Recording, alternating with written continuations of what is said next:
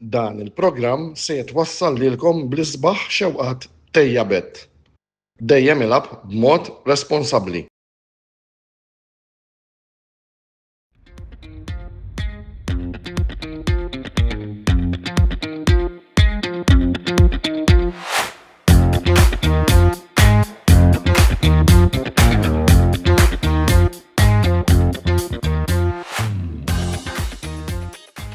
Antonello Bella jsalmilkom jagħtikom merħba l-programm ieħor mis-sensiela It-Bassir.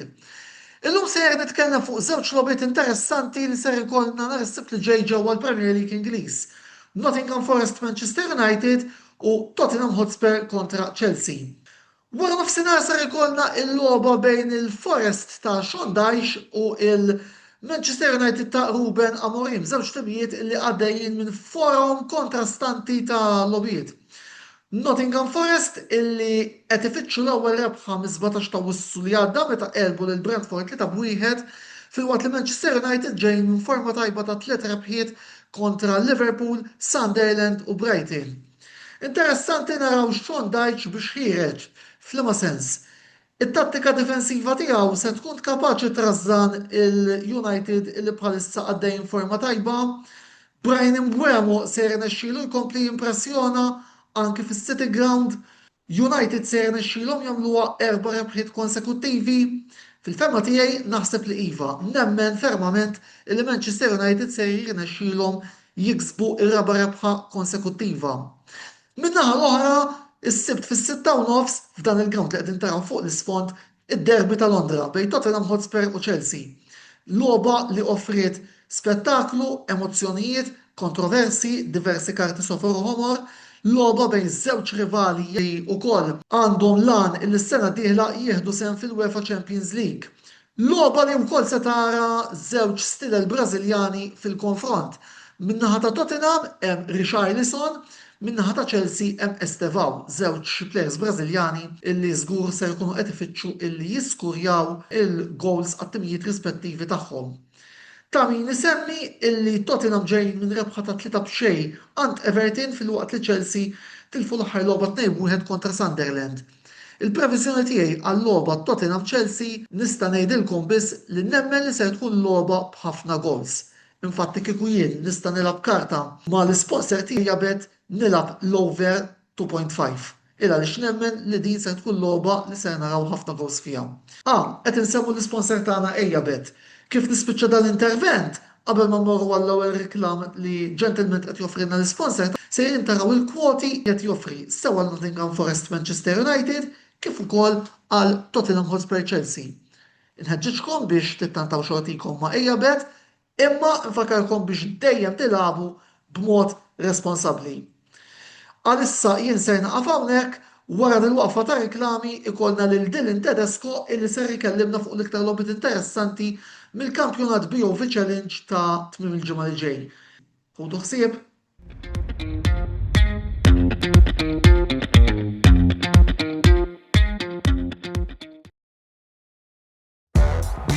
Ejjabet.com, l-għażla tal-Maltin, fejn tista' tilab u tirbaħ, ingħaqad, iddepożita, biċ-ċans li tirbaħ. Ejjabet.com, dejjem ilab b'mod responsabbli. Illum il-ġurnata tal-ħamis. U dan ifisser illi wasal il-ħin sabiex aħna mit-tim tal-Kamra Sportiva noħorġu programm ieħor mis-sensiela tagħna It-Bassir. Nixtieq infakkarkom ukoll illi din il-ġimgħa għamilna programm edizzjoni speċjali ta' Tbassir nhar it-tlieta li għadda u nixtieq ngħidilkom illi jekk għadkom ma rajtuhx idħlu fuq il-paġna tagħna u tuh titwila. Illa għaliex kien programm interessanti immens. Għaddan il-programm illi ħanamlu llum jiena għandi fidi il-Challenge League. Fejn sa nitkellem fuq l-iktar logħob illi hemm ċans li jtuna spettaklu li sa jkollna minn dan il-kampjonat f'dan il-weekend illi ġej. Nibda billi nitkellem fuq il-logħba li se jkollna bejn it-tim li jinsab l-14 post kontra t-tim li jinsab l-10 post. Qed nitkellem fuq il-logħba li se jkollna bejn il-Marsa u s-Sirens. Il-Marsa illi bħalissa ma tantx huma għaddejjin minn mument daqshekk feliċi, però mhux ta' min jinsa illi s-sena l-għaddiet kienu mal-favoriti illi jiġu promosti. Kontra t-tim ta' Sirens illi milniex wis li rajnijhom fl-ora diviżjoni tal-futbol Malti. Din il-logħba ħad intlab fiċ-ċentenarju ta' Qali Sibt li ġej fl-ewwel ta' Novembru fl-4:30 ta' filgħaxija. Jien naħseb illi dawn il-ġixximijiet kapaċi jagħtu logħba lil kulħadd fil-ġurnata tagħhom. Il-forma illi bħalissa għaddejjin minna it-tim tal-Marsa hija din illi ser ngħidilkom. Il-Marsa li bdew b'telfa u mbagħad l-logħba ta' wara rebħuha, l-logħba li kellu wara tilfuha u l-logħba l-aħħar waħda li labu spiċċat bir-riżultat ta' draw. Kontra Sirens illi bdew b'rebħa u mbagħad tilfu l-logħba ta' wara u l-aħħar ġiex logħbiet illi kellhom it-tnejn rebħuhom. Jiena t-tbassir tiegħi fuq din il-partita hija rebħa għas-Sirens. It-tieni logħba illi sar inkun qed nitkellem magħkom fuqha għal dan il-programm hija l-logħba li sa jkollna bejn it-tim ta' St Andrews illi jinsab is-sitt post bl-istess punti u l-istess goal difference bħat-tim ta' Swieq United kontra t-tim tal-Fgura illi jinsabu it-tieni post. Din il-logħba se tintlab fil-Victor Tedesco Stadium il-Ħamrun il-Ħadd 2 ta' Novembru fl-4:30 ta' wara l-ofsinhar. Il-Fgura illi l-ġimgħa għaddiet għadna kif narawhom jitilfu kontra il-leaders tal-klassifika il-Melita kontra it-tim ta' St Andrews illi għalkemm jinsabu s-sitt post rebħu l-aħħar ġiex logħbiet tagħhom. Allura dan ifisser illi għaddejjin minn forma ftit jew wisq tajbu. Jien naħseb illi l-Fgura ma jistgħux jaffordjaw jitilfu logħba oħra jekk iridu jiċċelenġjaw għall-kampjonat, però naħseb illi St Andrews serretuhom logħba tajba immens u naħseb illi din il-logħba tispiċċa bir-riżultat ta' draw. Għal din il-ġimgħa min-naħa tiegħi dak kien kollox. Grazzi lilkom is-segwaċi tal-programm tagħna it-tbassir u tal-attenzjoni illi tajtuni għal dawn l-aħħar 5 minuti. Narakom id-darba li jmiss.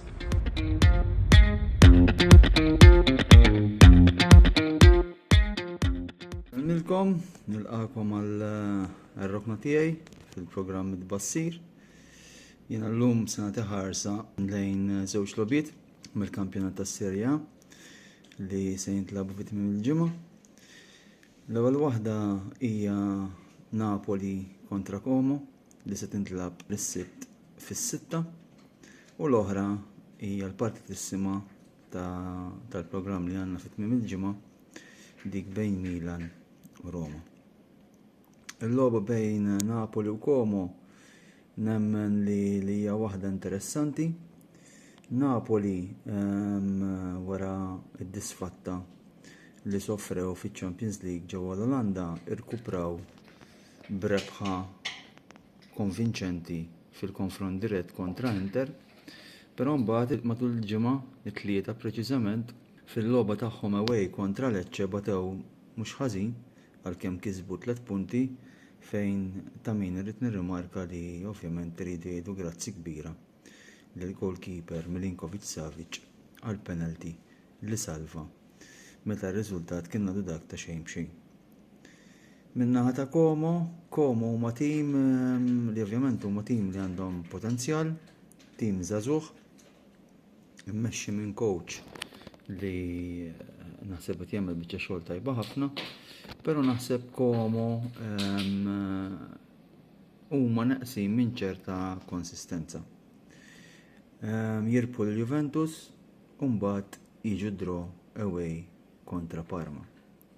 Tim li huwa wet ambizzjuż, Como għandhom l-owners tagħhom li qed jinvestu ħafna flus fl-iskwadra u nimmaġina li qed jimmiraw li jiksbu post fl-Ewropa.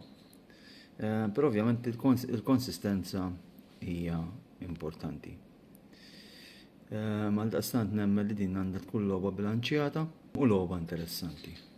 Rigward Milan-Roma, żewġ timijiet li jinsabu fin-nata fuq tal-klassifika qabel il-programm li kellna f'nofs il-ġimgħa.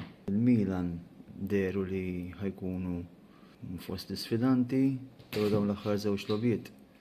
L-ewwel draw f'darhom kontra l-Pisa u tlieta draw away kontra Atalanta, logħba li l-Bergamaski naħseb kien ħaqhom xi ħaġa ħjar. Minnaħa ta' Roma, l-effett Gasperini s'issa jidher li taħalli impatt pożittiv, għalkemm personalment nemmen li Roma m'għandhomx il-materjal meħtieġ biex jagħmlu sfida sal-aħħar tal-kampjonat. Però ovvjament hija logħba wkoll interessanti, Milan-Roma hija dejjem logħba interessanti. U nemmen li Massimiliano Allegri wara li t-tim tiegħu tilef 4 punti fl-aħħar żewġ logħbiet se jeżiġi mal-plejers tiegħu li għal din il-logħba li huwa konfront dirett jagħmlu dak kollu possibbli biex jirbħu it-3 punti. Ovvjament in-nuqqas ta' Pulisic qed jinħass u anke ta' Rabiot. Leaw plejer li logħba jġennek u l-logħba ta' wara laqqas tinduna li qiegħed fil-ground.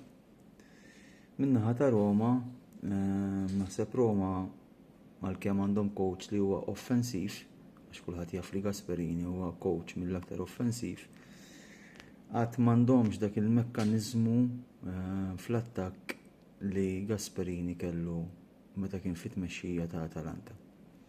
Ovvjament għadu kmieni, mekkaniżmu jinbena u jindara bil-mod, però naħseb anke l-Gasperini m'għandux dak l-attakkant prolifiku li jixtieq li jkollu fuq quddiem.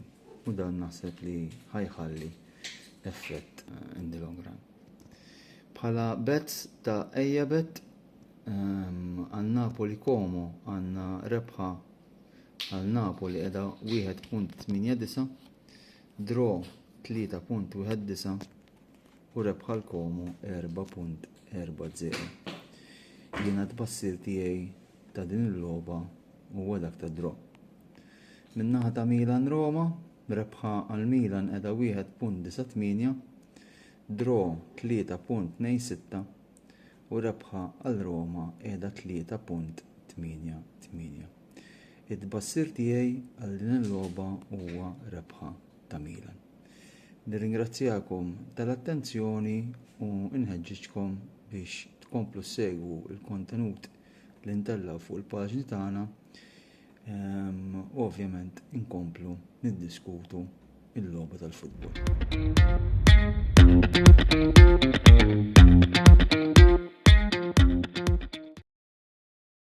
L-aqwa esperjenza lokali fuq ejabed.com. Ingħaqad magħna u irbaħ.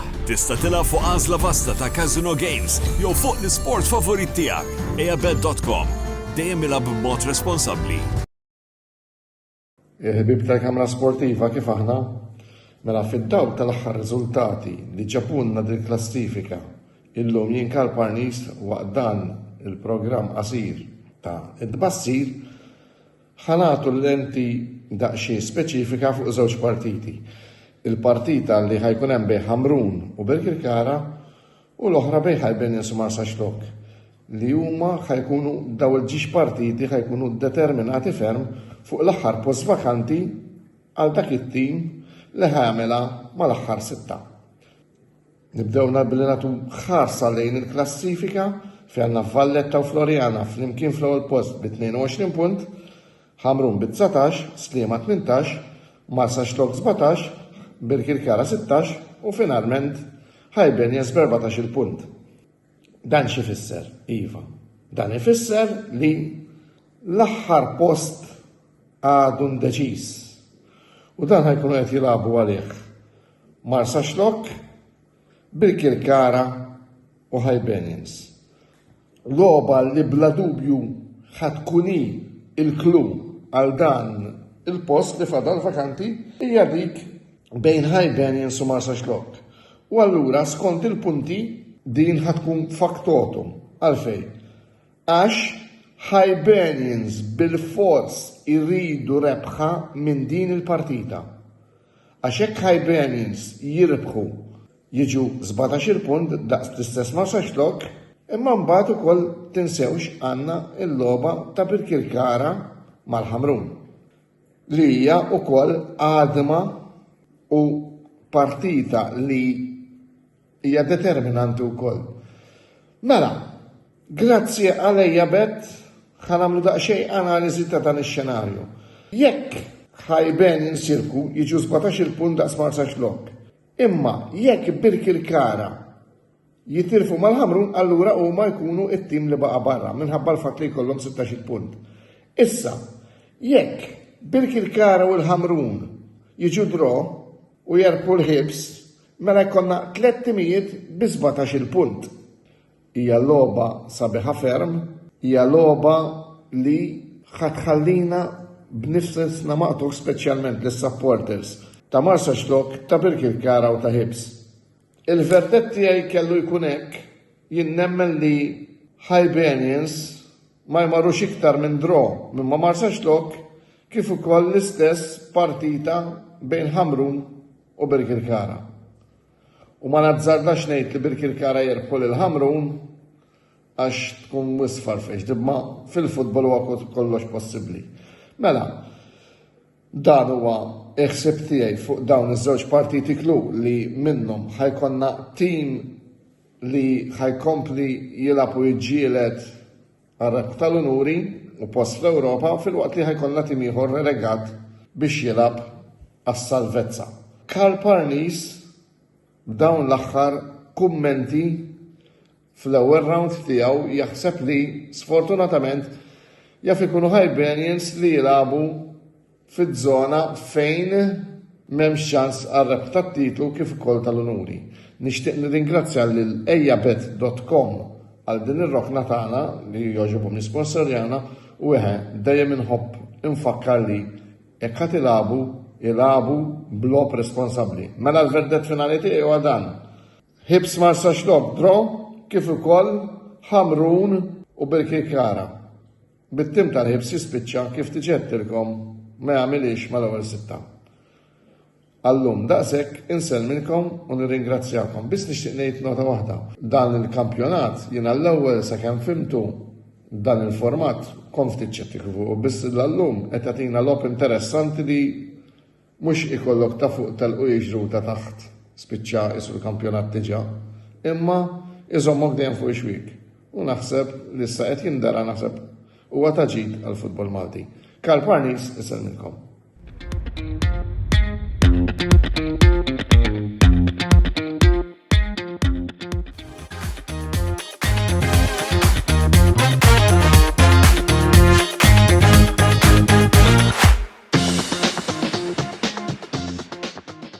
Dan il-programm ġie mwassal lilkom bl-isbaħ xewqat Tejjabet.